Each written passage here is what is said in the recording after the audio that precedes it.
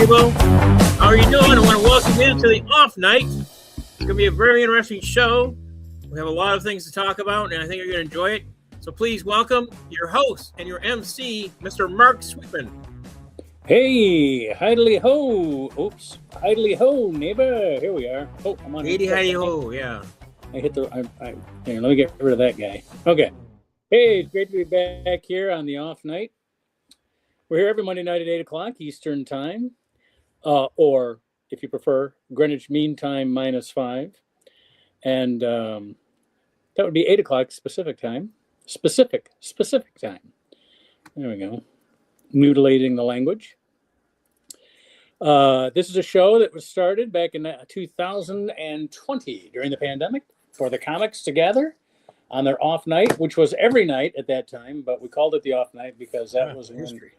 We probably had our most fun as comedians was those nights at Denny's or whatever diner we could find where we just sit around and shoot the bull and have a great old time.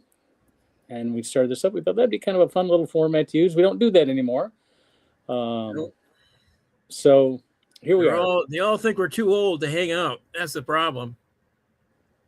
Oh, well, that's true. That's probably why we do it in the comfort of our homes now. So that's right. Anyway, they're on their phones. We're trying to talk. They're on their phones. You know what I'm saying? This conversation's gone. They're on their phones every time. You try and talk to them, they're on their phones. So all right, now I have to apologize because it just occurred to me as we go live that Susan has rehearsal on Monday nights, and she's had it for the last 3 weeks. You'd think I would have known that, but here we are. So let me go to the email and find her. I think she emailed it to me, or did she send it to me in text message? Let me check my text messages. I'm going to find her poem, and then I'm going to read it. In verse. You know what we're going to do? We're going to get Jason out here to help us mull the time here. Let me see if she sent it to me in text message. I can't see it. I don't see it. Oh, she didn't send it in email? I don't see it, Johnny. I don't see it at all. Here it is. Here it is. Oh, she actually sent a text message. Wow. Text. Wow. Darn, I was going to Martin all the time. Well. All right. Here we go. Oh, we can do that after the That's poem. okay. Yeah. Here it is. Here. Okay. So here I now have the poem. And this is Susan's news headlines in verse. The Epstein files still not all released. Pam Bondi met with Congress, and there was not peace. The Dow is over $50,000 now, said Bondi to the question of Epstein indictments. Wow. Free speech, defiance, and dissent disagree with Trump, and he is not content. But this is more American than apple pie, so why do peaceful protesters need to die? Human Rights Watch warns about Trump's hate, U.S. in heading toward an authoritarian state. In happy news, are you watching? Are you having fun? The 2026 Winter Olympics are halfway done. And that's Susan's headlines in verse. Thank you, Susan. And I'm sure she'll be along here in, 20 minutes or so. She does this because this rehearsal is not a local choir. They rehearse over Zoom. And I'm thinking, boy, we have so much trouble with syncing our Zoom. I just can't imagine doing musical numbers on Zoom. Although I have seen it. I have seen people connect on the internet and do musical things. So I've seen the San Francisco Gay Men's Chorus do We're Coming for Your Children over Zoom. A classic number. Oh, well, been scrubbed from the internet. At any rate, Robert Duvall passed away today, guys. Mm-hmm. Well, there's somebody worth noting. It is. Yeah, tremendous movies. And television. Television. I mean, man wasn't afraid. You know what? He could have stopped with his first. He could have stopped with Boo Radley, and he still would have been. He still would have been recognized today. Exactly. Boo Radley. Yeah.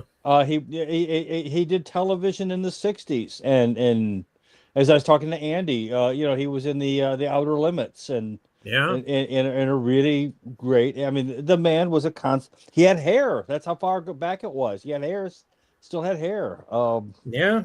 I mean, he was in The Rain People, which is Coppola, 1969.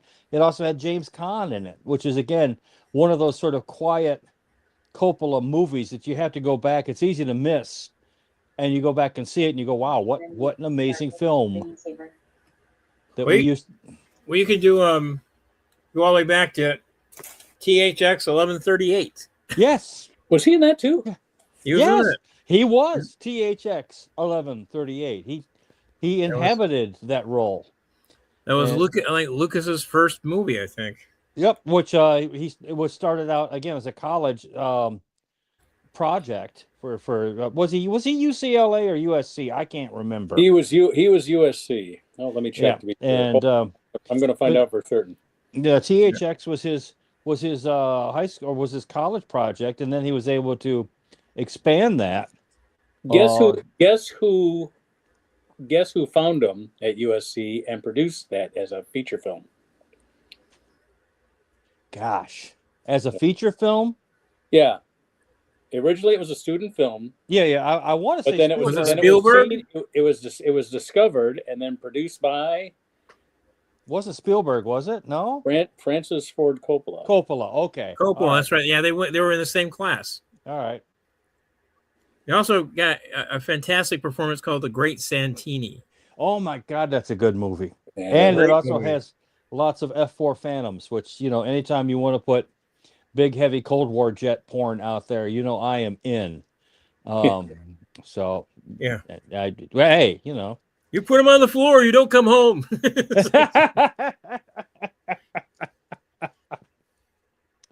No, it again, a guy who a lot more range than anyone ever, I think, gave him credit for. Your role, you're right, his role in Network, where he plays just a maneuvering, evil, calculating swine, except for the fact that Faye Dunaway is even more maneuvering.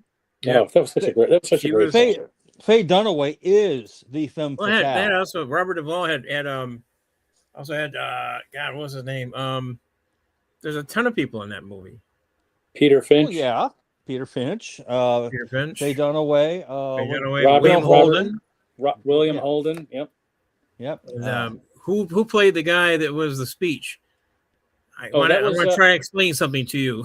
Yeah, that was Ned Beatty. Ned Beatty. That's it. Ned Beatty. Two roles he'll be remembered for, and one is Network as the God character. And the other one. And the other one was Squee! Nah. Squee! Oh. Now, Mark, you're only doing that to get me excited and yeah. Hold on, now I'm gonna have to change the backdrop. I hope you're happy. Yep. 9 minutes in, if you're keeping the scorecard, if you're keeping the offside scorecard, that's 9 minutes in, 8.5 minutes in. Yeah, so if you took the under, you were ahead of the game. But that it came from Mark Sweetman, for those of you who are doubling down, and not from me. Oh my God, he was in MASH too. He was the original Frank Burns. His original Frank Burns. Yeah, I forgot about that. Tell me, what is she like? Is she better than self-abuse or what? Shut your filthy mouth. Again,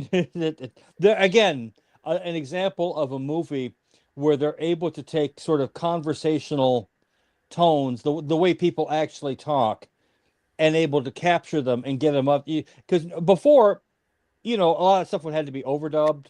It wouldn't sound right. But yet, by getting the sound the way they've got it, and with the camera work the way they had it, it becomes very much a documentary, as opposed to a film. Yeah. And or at least parts of it are very documentary. Other parts of it are obviously sort of slapstick comedy when they go to Japan to operate on the one kid, and they end up at the Japanese whorehouse, for lack of a better term, and where Donald Sutherland and Elliot Gould are able to riff off one another. But again, what a wonderful movie! What a wonderful time. Nowadays, we would have had this all done with $300 million worth of CGI, and they would have all been space pirates. And it would have been a horrifying disaster. And Well, Ah. AI and CGI are in Hollywood are in the news tonight. I don't know if you guys saw that or not about the what's his name? Oh, Tom Cruise and Matt Damon. The fight scene. Have you seen this? They were caught at a rest stop outside of Encino. Okay, that would be 11 minutes after the hour. Come on. It was a fight scene. get the You rest put a stop softball across the plate. No, what did they do? All right, fine. Somebody created an AI generated scene of the two of them having a fight, and it looks very realistic. And everybody in Hollywood goes, we're finished. We're done. Yeah. No, it's absolutely horrifying. The thing is, and the writers are like, we're not going to get the worst of this. People are going to get the worst of this and have to go to that intricate setting up of lighting. Because all you have to do now is, if you don't like the lighting in the shot, just take that scene that you have and then computerize, change the lighting. Right. Yeah. Make the lighting 10 degrees more to the left. Soften the harsh light. Add more shadows. No, it's going. Oh, did we get? Oh, Andy. Oh, he's back. He left. Now he's back. Okay. I'm back. Yeah. Only on your screen. He played the villain in True Grit with John Wayne. Really? Yeah. God. Fill your hand, old man. Let's get the old filmography out here. Well, if someone's worth the filmography, I think it would be Robert Duvall. One would. Someday this war is going to end, Captain. Someday this war is going to end. Did you know David Ogden Stiers was in THX 1138? I do remember that. Smells like victory. Yeah. Donald Pleasance has an interesting role where he plays sort of his gay paramour, which again Donald Pleasance. Donald Pleasance is always a gay paramour. Again, it wasn't really a stretch for him. It's like Charles. For instance, a nice stretch is Charles Lawton playing Henry VIII. It's like, really, 6 wives, Henry? I don't know. I mean, 6 something, but wives, I'm not so sure. Although, if you ever see the fragments that are left over from Charles Lawton in I, Claudius, he absolutely is amazing in that, although the movie never got finished. So that is just an aside there. But at any rate, Mr. Duvall certainly made his mark. Colors? Man, he's just got a ton of movies. I know. Yeah, he was in Colors. That was a good movie too. Yes. Yeah, with Sean Penn. I remember that. Sean Penn playing the cop. Was he in? Do you remember? Now, what part did he play in Sling Blade? I don't remember him in Sling Blade, but he's listed. Oh yeah. He was in Bullet. No. Really? What part of Bullet? Okay, hold on. Let me find him. See if I can get a picture of him in Bullet. Joe Kidd. That's a Clint Eastwood film, if memory serves. Yeah. I'll tell you what, it must have been the beginning of his career, because his role in the credits was below Simon Oakland. So, well, Assassination. By the way, Simon Oakland never played the gay paramour in anything, so he was below Vic Tayback. Wow. Where does he come up? Well, if you haven't seen it, Secondhand Alliance is quite good with him. And Michael Caine and Haley Joel Osment. Yeah. Robert Duvall in Bullet played Westberg. Now, does anybody know what that character is? I don't know. Who in a word, no, I don't. But it does mean that later on tonight, guess who's going to be watching Bullet? Okay, well, below he was the last named cast member, because under him is a motorcyclist, street spectator, tourist, and minor role. It was but that's back when you see people like Susan Sarandon playing the waitress. These people who were coming up, would have half a line or something. Jacqueline Bisset. I wonder if she's still around. Oh man, God, boy, did she look good for 81? Yeah, well, she looked good at every age. So I guess she'd look. Well, come on, you loved her in The Deep. You loved her a young hormonally saturated Mark Yeah. Sweetman watching. My friends all called it the deep. I called it the plunging neckline. Yeah, All right, that's yeah. 8:15. We're at 15 minutes in, Marcus says. Where's 50? Mark Well, Sweetman Robert is. Duvall was also a Marcus, conservative. was he Well, really? yeah, but I mean, what's a He's a Hollywood conservative? self-identified conservative, lifelong Republican who had publicly supported Republican candidates and causes. Though he has expressed independent leanings and a desire for less political involvement, he was a delegate for John McCain and Donald Trump, Yeah, attended the Bush inauguration, and identified as conservative on many issues. Wow. yeah. Well, there you go. But when it came to saving He was Sal, the great Santini after all. right? But There you go. when you needed a guy to let another guy know that he's going for his last ride, Duvall was the guy to say no. He take the gun away. He started. Who was it? Wasn't he had to grab the gun? It was that other. It was that character actor who was always played. It was a former New York cop. Remember, he's in Godfather 1. He's in Godfather 2. He's in a lot of movies. He usually is a 5 and under, maybe a 10 and under. But he played Sal's. SNL? No, it wasn't him, but he played a bodyguard most of the time, and he just grabs the gun from what's his name, and here, Sal. Sorry, I gotta have that. Oh, was it the fat guy? No, he was more of a sort of he's the one who's like getting he's the guy in Godfather 1 who's getting a shave, who throws a cigarette down, gets the gun, and goes out to shoot somebody. He ends up shooting one of the mob bosses. Again, I can't remember his name. He was a character actor in a whole bunch of stuff. He was in Cruising, playing a cop who was out there busting and harassing gay hookers. I know you guys haven't seen Cruising. It's a deeply misunderstood William Friedkin masterpiece, and also one that he had to negotiate with the mob because he shot it in gay bars in New York City, which at the time were controlled by who knew the mob, although they didn't want to quite admit it. They like to keep a little distance. But yeah, I don't know, Mark. You worked a lot of clubs and whatnot around there. How many times did you run into the mob in some of your The some of mob your was, escapades? by the time they weren't in L.A. Really? Yeah, not in the comedy clubs. I mean, there wasn't Vegas? enough. Yeah, they were there. I mean, or some of the guys wanted you to think that the mob was there because of the way that, it was. Yeah. Everything about Vegas was you do 20 minutes. Right. They didn't care if people laughed. They didn't know how good your show was. You know what they cared Right. about? You got up at 10 o'clock. You were down at 10:20. Really? That's really all they cared about. And you got a talking to if you didn't follow the rules. So, Yeah. They didn't necessarily beat you in the back of a car and bury you with a horse head or nothing like that. who's got it? You know who was on this show, and he told a version of the story. And I wish he would have told it, but Glenn Farrington. Do you remember Glenn Farrington? He did the show the first year we were on. This is before Andy and Sam joined us. It was me and Seth Wrestler, and we got. In fact, the first night Sam Greenfield was on. Greenfield.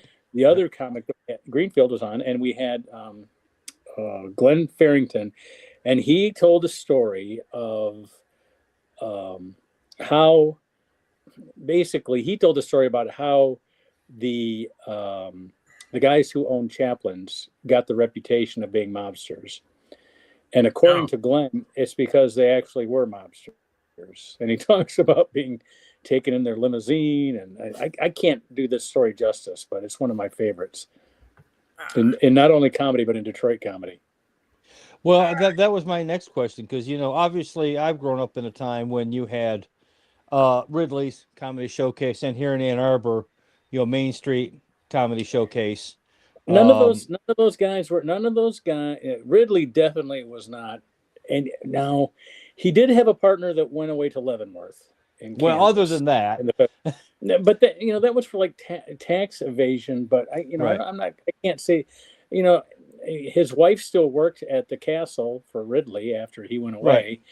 and and he had a couple of partners that died, but it was always medical. They Right. had illnesses and stuff. It wasn't like They owed Big Jack they Toko didn't money. fall out. They didn't fall out the window. That type of thing. Yeah. And then No defenestration. Yeah. Okay. the guys that started, and I'm not going to mention names, Andy knows who they are, the guys who started the Main Street Comedy Showcase, they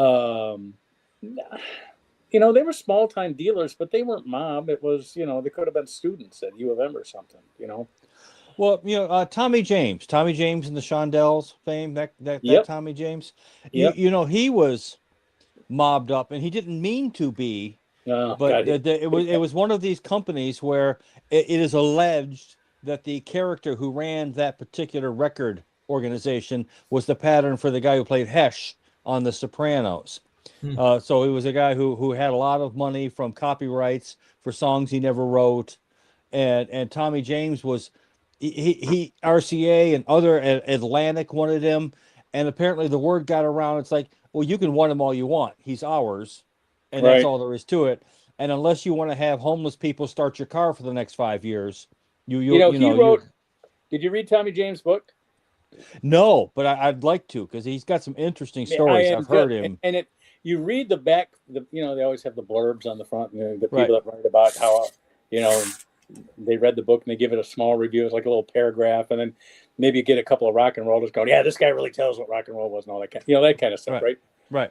On the back flip of the book, it says, soon to be a major motion picture. So he must have optioned it. But maybe the mob took care of ever getting that film too. I don't know.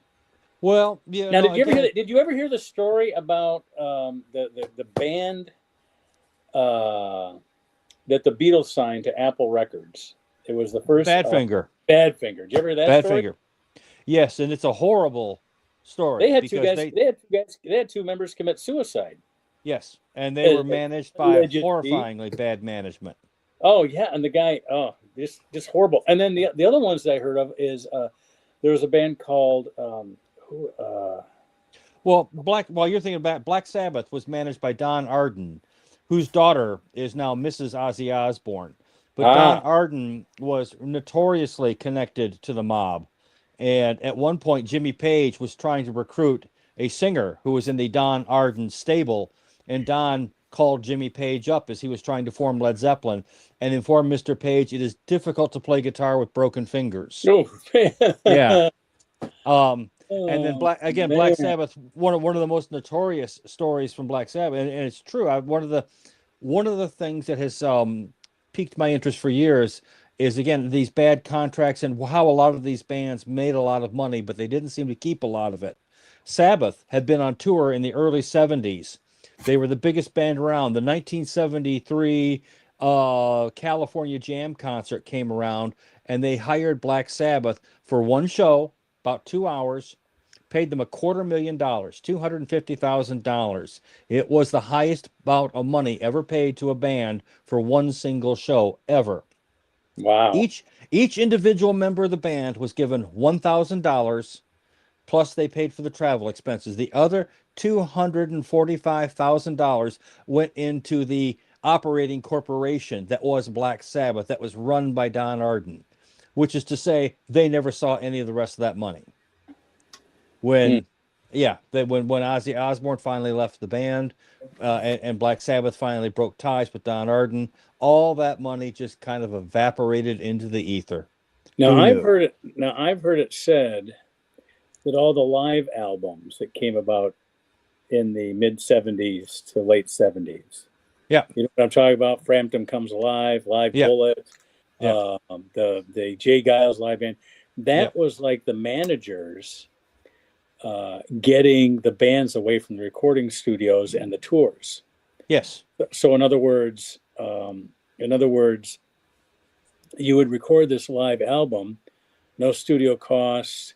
Right. Everything's being paid for by the ticket buyers that night. Essentially, yes. You know what I mean? You do a little bit of post-production, but nothing like 3 months in a studio. Exactly.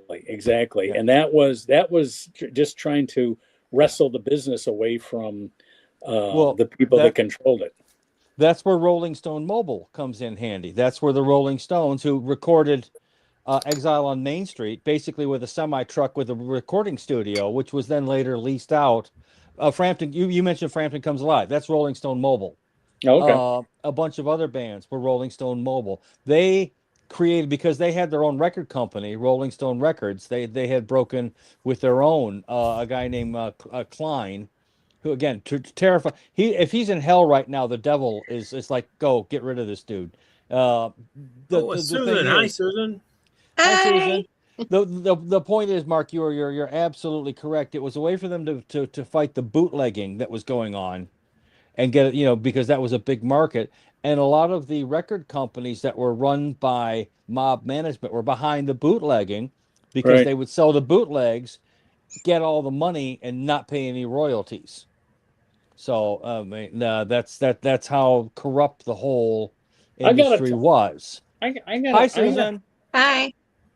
I have a ton of bootlegs, like live performance, and I don't know how I came. Like a lot of them I came about X-nay because on the on the illegal lay stuff. I have a ton of bootlegs. Hello. Hello. all legally obtained. Oh, legally obtained. Well, Well, Sue, you Back of the remember door. though you remember when we were at college radio stations and how there'd you be guys must have bootlegs had- and stuff. Yeah, Kinds. they're not bootlegs. We had, the proprietary free Demos. copies of radio Demos. stations. Yeah. Demos. Yeah. Well, Demos, it's 50, yeah. it's 45 years ago. I don't think anyone's going to be knocking at your door with Copyright is like lifetime plus Oh, 75 years. Oh yeah, yeah, Damn, exactly. Disney. Okay. No, but we did fair use, to put songs in other recordings, like for comedy purposes and things like that, like Weird Al does. You're going to be performing rather soon here, Miss Susan. In all seriousness, are they going to be recording you when you go to Carnegie Hall? When you get to the big spot? I don't know if Carnegie is recorded. It's a live performance, and but that's not till June. If you're promoting me, I will be appearing next Sunday at 40,000 6 Mile Road, 9 a.m. church service.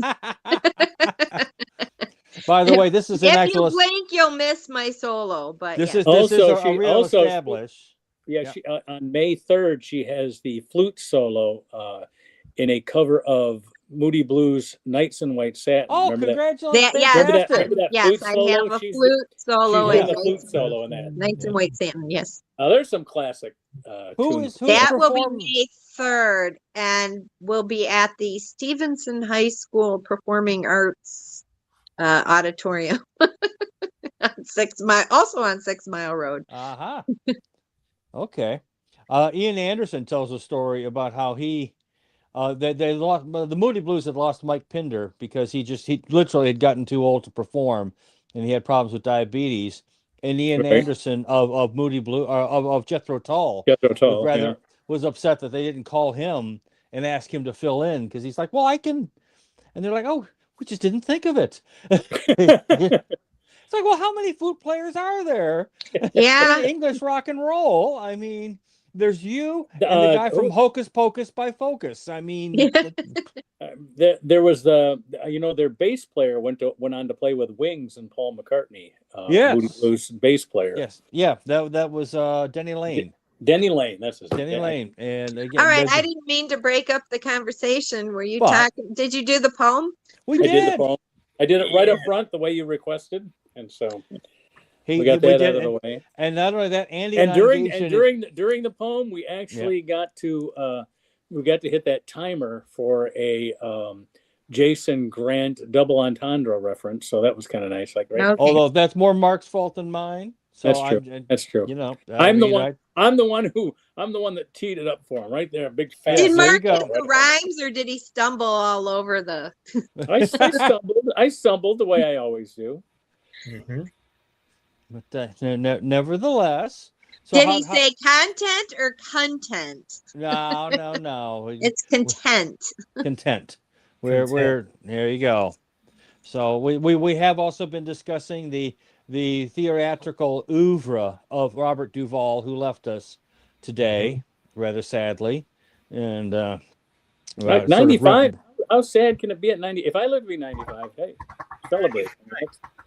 It's fantastic that he made it that long. But the thing is, exactly. he represents an icon, a piece. I don't know, a piece of our lives, something that we have. Yes, it's always sad. And he was working. And he was working too. I mean, he was, except for maybe the last 7 or 8 years, he was working the whole time too. Yeah. Not like this Bruce Willis goes on forever. And I mean, but when you hear like Catherine O'Hara, who we sadly lost not that long ago, yes, and again, how many times did we spend Friday night on SCTV watching her? By the way, going toe to toe with Harold Ramis and John Candy and Joe Flaherty, Short. I mean, these are not lightweights; these are heavyweights. And she's right there. Who's the one who played Edith Prickly? What's her name? Oh, you know who I'm talking about. Gilda Radner? No. I know. Andrea Martin. Andrea Martin. Yes, Andrea Martin. Yes. So I mean, the women on SCTV were every bit. Yep. The heavyweights. They held their own. That the dudes were. I think Dan Aykroyd too, right? Aykroyd was in Second City, but he was on NBC's Saturday Night Live. He was the stage Second City. Second City was a stage show, the same way. Didn't he do the Canadian? Well, I guess. What is movie? You were what's his name? The guy who runs Saturday Night Live. Mike. No, what's his name? Lorne Michaels. Thank you, Lorne Michaels. Recruited a lot of the talent out of Second City. But he was Canadian. Chicago, Second City. Yeah, and then they went up to Toronto? Toronto, Second City. Gilda and Aykroyd were Toronto, Second City. Bill Murray and John Belushi were Chicago. Yeah. And, okay. Lorraine Newman came from the Groundlings in Los Angeles. That's right. Right. Rosie Schuster was again Canadian. Rosie Schuster, I forgot about her. Yeah, remember they were writers on the show. Yeah. Where did Jane Curtin come from? Oh gosh, that's a good example. What about Lorraine Newman? I think Jane Curtin came from. She was part of the Second City in Chicago. Okay. Along with John Belushi. Right. And Bill Murray. I was somewhat disappointed to learn that pretty much all the cast members hated each other. But then again, maybe back in that day, given the pressure and the time. Look at me. Look at me in the face. I'm going to look right at the camera here. Look at me. With that fame, we would hate each other. Just give us that much fame and fortune. Jason, Andy, those bastards are nobody. Right? Those people, all they do is stand behind me and drag down the sketch. That's right. They're dead weight. Every one of them. Well, yeah, I know. And because again, remember Jane Curtin and Dan Aykroyd having to come in after Chevy Chase, runs away to go find his fortune, and the two of them take that on, and then that whole segment had become kind of an institution in and of itself. Chevy Chase came from National Lampoon, right, and also the Bowels of Hell. Well,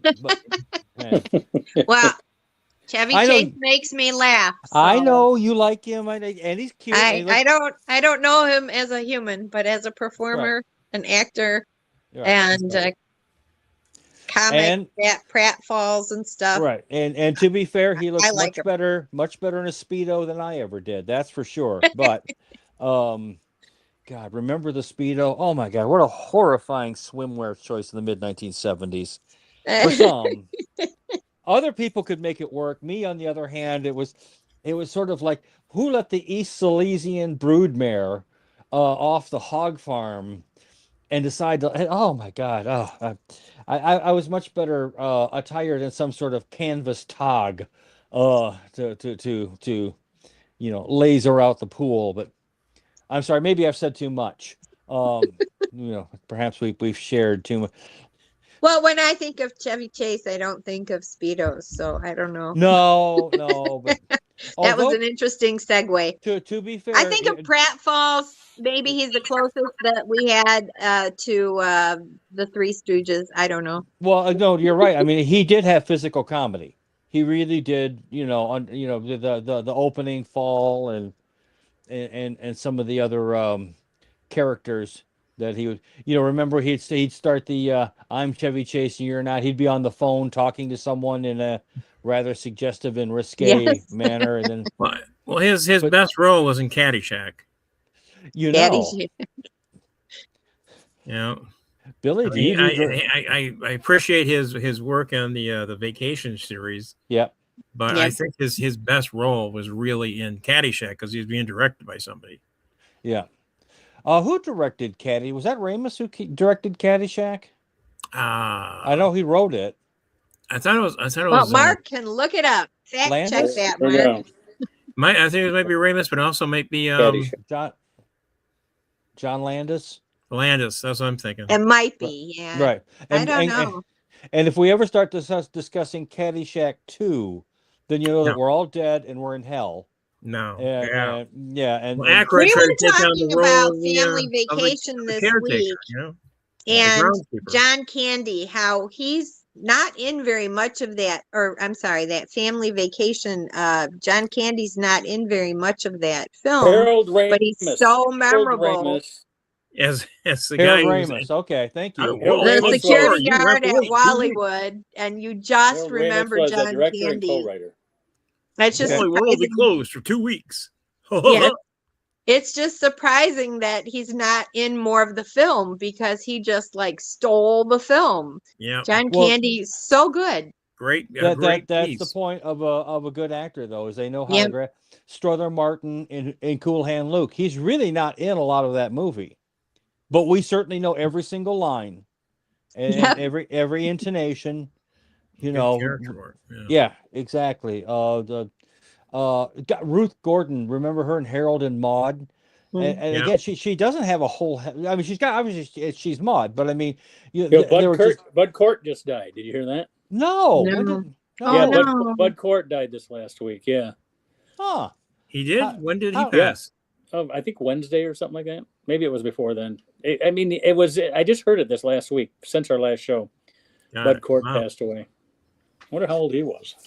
He was probably in his late 70s. I mean, he was not a young man, but I still remember him, of course, as the he was in MASH where he played an orderly, and then of course he was in Harold and Maude, where he was always sort of a fresh-faced character. I believe he was in Brewster McCloud, but I would have to check that because I can't remember everything like I used to.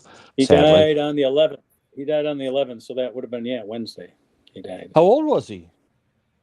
Let's see. Welcome to the obituary show, people. He was 77. Okay. Wow. That's a good life, For those of us who are in our 60s, 77 is getting to feel a little close for comfort, but close. It's a little getting close. A little, we. Okay. I went to the hospital trying to get some paper to get my CDL license, and the lady asked me, "Do you want to sign up for your my chart thing?" And I've tried this my chart things for 5 years, and every time I use it, it asks me for the password. And I give them the password that I gave them every time, and it says, "No, you're not the password." No, that's not it.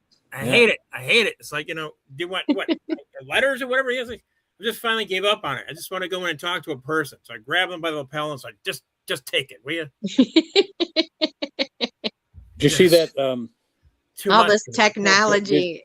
Did you see that Brit who started knocking over airport kiosks in the Hong Kong airport because he got so frustrated with the kiosk system?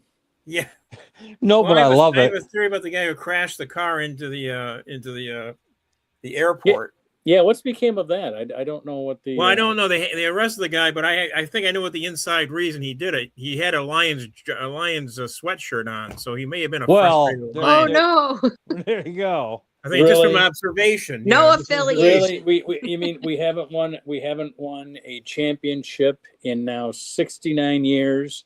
Forever. And that's what's gonna get them to go off is not making the play. It's got to be frustrating because we were in one game on the San Francisco game of getting to the Super Bowl. One game. It was one pass, and we were ahead. If Reynolds hasn't dropped that pass from this memory lane moment has been brought to you by. Give me a car. Where's the airport? Give me a car. Anyway. I got to run into something. I think hey, it's February. Spring training, baseball's coming. Hey, what a pitcher's lineup we have. Verlander. We haven't talked about Verlander. I mean, people are saying, why would they hire a 43-year-old pitcher? Well, did anybody look and see what he did when he was 42? Oh my God, it's unbelievable. He's the George Blanda of baseball, for crying out loud. What are they bringing Verlander back? They just signed him. Yes. He still has a 92-mile-an-hour fastball. I tell you what, they got for the amount of money they got him for. I mean, it's a good deal. He wanted to. His wife's from here. He wanted to retire a Tiger. So they have a chance to make the World Series, and he could help. So no, I'm serious. Is this one of those things where you bring him back just to retire him, or is he expected to be on the roster? They were doing it based on his. He'll be on the roster. I'm sure he's going to be throwing. He's going to be throwing. He was throwing great last year. Okay. They say he'll probably be third or fourth pitcher in the lineup. You know, you got Skubal, and if they go by last season, Mize will be number 2. The guy who can't speak English. The guy they just hired to be number 2. But it's supposed to be a great left-hander pitcher. I'm out of the loop, guys. I'm still looking forward to Milt Wilcox and Jack Morris, Dave Rozema, you know, Senor Smoke, Willie Hernandez. You know, I mean, am I living in the? Now Mickey Lolich died. You heard Mickey Lolich died. Well, you see, there you go. Oh yeah. Mickey Lolich, was it Mickey Lolich who passed away, or who was the other one? The other Tiger? The Tiger, a major Tiger passed away. Was that Mickey Lolich? Mickey Lolich is the majorest one. Now, I'll tell you what, Mickey Lolich was so big that the Legacy.com memorial page led off with him when he died. And he and Bill Freehan should have gone into the Hall of Fame. Right. And should have been there while they were still alive. They both passed away in the last couple of years. And it's just a shame. It's just a shame. If Sam was here, I would ask him, does it have anything to do with their association with Denny McLain? Because they all kind of came up in the same period of time. But you know what? Denny McLain flamed out. Yes, he did. Those two guys, after they played 6 more years than Denny McLain did. Denny McLain got traded after this 1969 season or 70, whatever. And they pitched and caught for 7 or 8 more seasons, and added to their fame and their records and everything. Mickey Lolich, when he retired, had more strikeouts and more innings pitched than any left-handed pitcher in history. Now. The thing is, they go, well, he doesn't have the most all time. I go, but when he retired, he was the biggest. He had the most. Why didn't they give it to him when he retired? Why did they? He didn't really win. What, didn't win a World Series? He was the MVP of the World Series, pitched 3 games. All 3 were complete games. Nobody relieved him. He pitched 27 innings against the St. Louis Cardinals that had Lou Brock and Bob Gibson on the team. Yeah. Hello, Lou Brock and Bob Gibson, and he finished the last game. He pitched on 2 days rest because the manager said we could really use you. I could use one of the other guys that are rested, but I could really, if you could give us 5 innings, that'd be great. And he says, I'll do it. And he ended up pitching the whole game. They won the World Series. He was the MVP. Amazing. Is that not Hall of Fame? Yeah. Yeah, should be. Is John Hiller still with us, or is he also? John Hiller is still with us because he's the guy who I think he could have been. If he was alive today, he'd become a Hall of Famer. I just don't. Yeah, it's just so damn. Hiller it makes me want to go out and buy an Everybody versus Detroit T-shirt. Yeah, Hiller deserves credit because he redefines the role. Let's print them and sell them. Hey, I promised to proofread a resume for somebody, so I need to say goodbye. All right. Oh, well, look. Okay. You have a nice week, Susan. Thank you for the Thank poem. you. Take Have it a easy good now. one. Bye. Bye. Love you. Talk to you later. All right. We were in having Susan on just kind of reminded me of this. We were in the sauna a little earlier, and there were some younger guys in there, and they were discussing this trap of their girlfriends for Saint Valentine's Day, saying, "Oh, we don't want anything, we don't care, it's not that big a deal." And then you don't get them anything, and they turn on. And I said, even I didn't state my full credentials, but we all know. But I said, listen, fellas, trust me on this one. Get them something. Get them some flowers. Get them a little piece of jewelry. Take them to dinner. If they say they don't really want anything, they're lying. They are testing you. Do not Mark, fail the test. what did you and Susan do? What did you guys do on Valentine's Day? I took her out to dinner. What's that? Took her out to dinner. Took her out to dinner. It was fun. Well, after we were together Friday night, and we talked about going out. We didn't, so we had to go out the next night. But do you still remember the first Valentine's Day for you two? Do you remember the first Valentine's Day for you two? Way back in the dim mists of time? Would have been... I met her in 80. It would have been 82 was the first year we were together, because we were together in 81, but it was after Valentine's Day we started being a steady couple. Yeah. And so it would have been 82. Oh, I know what I did. I know exactly what I did. I took her to see George Carlin at the Royal Oak Theater. That was our Valentine's Day. All right. And it was great. He was so good. It was during his. You ever notice women who don't want abortion or women you wouldn't want to fuck in the first place? Anyway, yeah. The place just went. Yeah. The early '80s. Remember when he had been the toast of HBO with the hour-long HBO specials? Hell, until 2006 when he died, he was doing an hour-long. Yeah. The thing is, he explained. I wasn't part of the audience, but I saw I was in the room where the interview was recorded, and I saw the interview where him explaining how he puts together a whole hour every year for HBO. There's 12 months in a year. Right. There's 12 numbers on the clock. So he worked on 5 minutes every month. And that's what he spent his time in Vegas and on the west side of LA at some of the clubs doing, was basically he would do his act and he'd record it. Right. And then the next night he'd get up and he'd do 55 minutes of his act, but he would have paper and he would be working on the next 5, and he'd drop like the first 5 minutes or whatever and start with his second 5 minutes and then go through and do this as the closer or whatever. Well, but that's how he built an hour every year, was by doing 5 minutes a month. Serious question. I've heard from people who've seen comedians who've seen Carlin and some other who said they were awful, except that they had just a few minutes of good stuff. And I'm thinking, as a professional comedian, is that one of the things that you're doing? You're going out there with just, okay, we got some material here. Some of it's going to work. Some of it, I don't know. Between 1981, when the clubs started opening and I started getting paid, and probably 1995, I never, ever, ever did an open mic to work on new material. All new material was worked on Tuesday through Thursday and on Sunday night if they had a Sunday. If they had 2 shows Sunday, it was the second show Sunday, and I'd do a regular show on the first show. But basically, you weren't going to try new material out on people that thought they were trying out comedy. You were trying out new material on the people that were going to bring you back to that club. Yeah. Okay.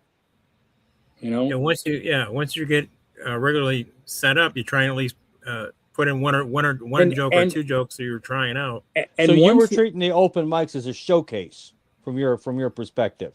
Not the open. I didn't do the open mics. I never did an open mic. If I wanted to showcase for a club or audition for a club, you'd always find a headliner. Dave Coulier were good for this for me. Bob Saget used to help me out. There was a guy named Jack Marin. Mm-hmm. Marin? Yeah, I think it was Jack Marin. He was a dirty comic, and he could put me on because I was so clean, and you didn't worry about it screwing up his set or anything like that. And these were guys.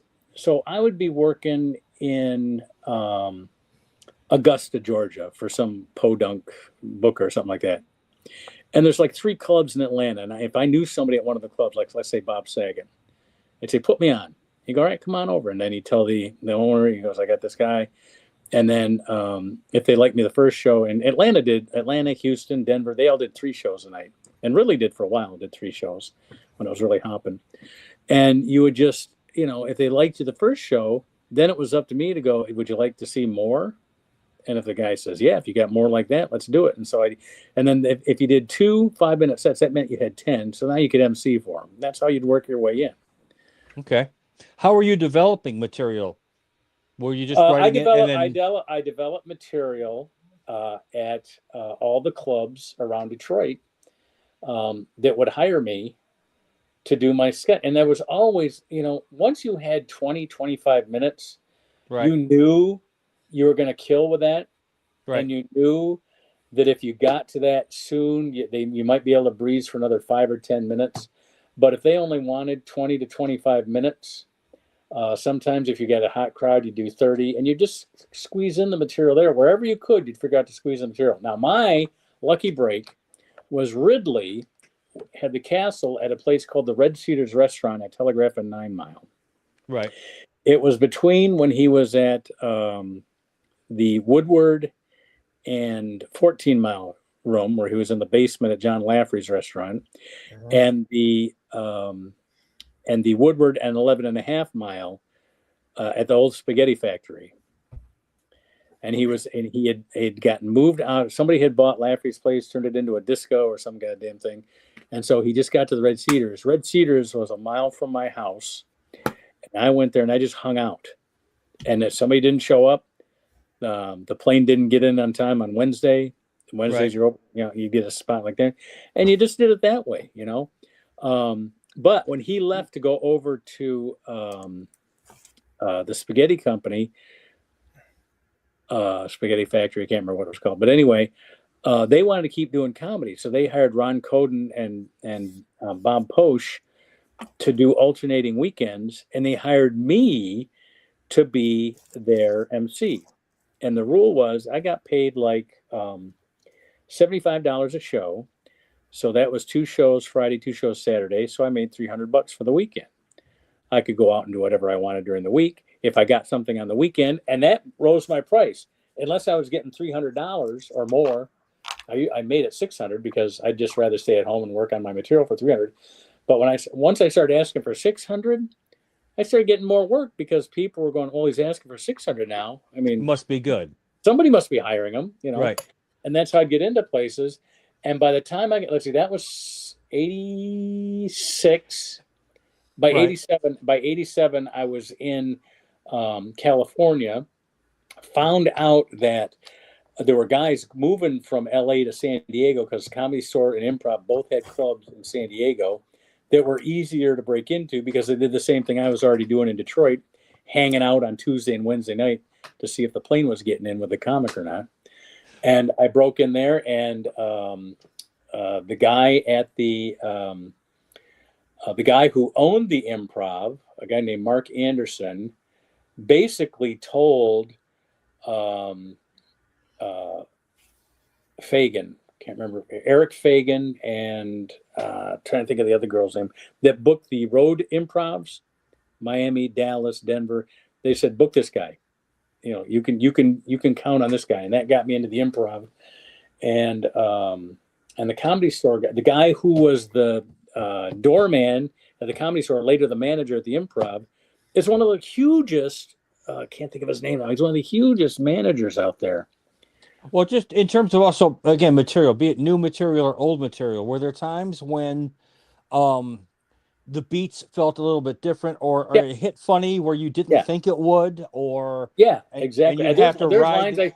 There's lines I still to today I don't think are that funny, but they get laughs, so I drop them because I'm a purist. Fuck that. I want to make people laugh. That's what about you, Andy? I mean, do you? Oh, here's another trick I use too, and I tell this in my seminars all the time. Whenever you're going up and you want to do new material, take a list with you, right? Take a list up there with you, and then you say, thanks. It's great to be here. It's an open mic or it's a audition night or something. I'm here. I've worked here before. I just want to try out some new material. And so if you'll just indulge me, and then I look down at the list, and then I tell an old joke that had been killing for 5 years, right? Oh, so something that you know is going to work. And then I look at it and I go, thanks. I go, that one's a good one. Then I go to the next one. I tell another killer joke, right? And so and then I go, well, that's great. I'm glad I got 5 more minutes for my act, and then I'd set it down, and then I'd start doing the new stuff because now they think they think it's the tried and true. Yeah, so you get the room on your side, so to speak. Exactly. By getting a couple of tried and true, exactly. Because again, one thing I've learned, I mean, such as it is that there are times you have to be prepared to sort of like read the room. Yes. And sort of okay. And there are times you have to switch it up a little bit and be a little more nimble about what you have. So for me, I think that I almost have 2 sets in my head of stuff that I can kind of pick and choose from and segue back and forth between. Now, obviously, you guys are professionals. You both have been in a different place than me, obviously. My favorite crowds were always first show Friday, second show Saturday. They were always the best audiences. And every one of those, because they were so mixed and diverse, you could always turn like let's say at second show Saturday, it's going to be more younger people, but there will be older people there. And so you say a joke, and somebody in the young crowd, I go, "Oh, finally, my people are here." And then you turn to the oldsters and go, "You guys should come to the early show," or something like, and everybody would laugh at the fact that you're making fun of them and all that kind of stuff. That was just, that was just kind of reading the room. That whole bit that I do about my mom, about how she came to the show and we're asking, what does that mean? What does that mean? Have you ever heard me do this before? Yeah. No. I'd like to hear it. I said, my mom would only come to see me at the Comedy Castle in Detroit, and everybody by now the Comedy Castle's nationwide. They mentioned it so many times on the Tonight Show and Letterman. Everybody knows the Comedy Castle. Right. It's one of the big. It's a big place. It's a venue. I said it's where my mom. It's a block away from where my mom grew up. It's where she first saw me perform, because I didn't tell her I was doing comedy till I was 8 years in. But she used to love and come and see me work there. I go, and you can ask the staff there because they're all still there. She would come in, and whenever I've never heard her laugh, because sometimes she wouldn't tell me. I never heard her laugh. I would tell my dirtiest joke that I know. That's a good approach. I like that. and I said, one, it got it out of the way so that, she. Yeah. But my mom would never fail. She'd go, "What? What's that mean?" and she was a small. She was a small little rotund Italian woman. She goes, "What's camel toe?" And it would always be that gets a huge laugh. And then there's always be somebody in the audience that would run over and whisper in her ear what camel toe was, and she'd go, "Oh my God!" But anyway, it was so funny because I'd start my show that way, saying, "I'm going to tell the dirtiest joke I tell in my act right up." Well, I've been watching a lot of the old Rodney Dangerfield with Johnny Carson. Oh God, those and they're great. And after a while, Rodney kind of just keeps going. It's sort of like Rip Taylor. Just one after the other, after the other, after the other, after the other. Right. But again, they seem like they're spontaneous. They seem like they're, but they're not. He's worked this material. He has this sort of thing, and of course Carson is just sort of either like playing the straight man or just laying on the desk, just dying. We're at 59, guys. Okay, yeah, I mean, because it's sort of an interesting way to see how you sort of approach the development of this material when you want to bring it on stage. I don't know how we developed it. You know what I'm saying? Yeah.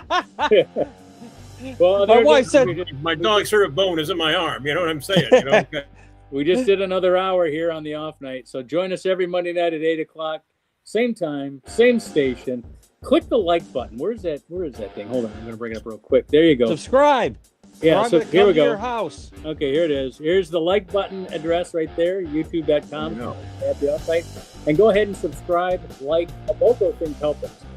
And there's a little bell on it. If you're looking at it, it's not on the TV, but if you're looking at it on your laptop or computer, there's a little bell. If you turn it up, every time we have another episode come up, it'll pop up and let you know if they're the view.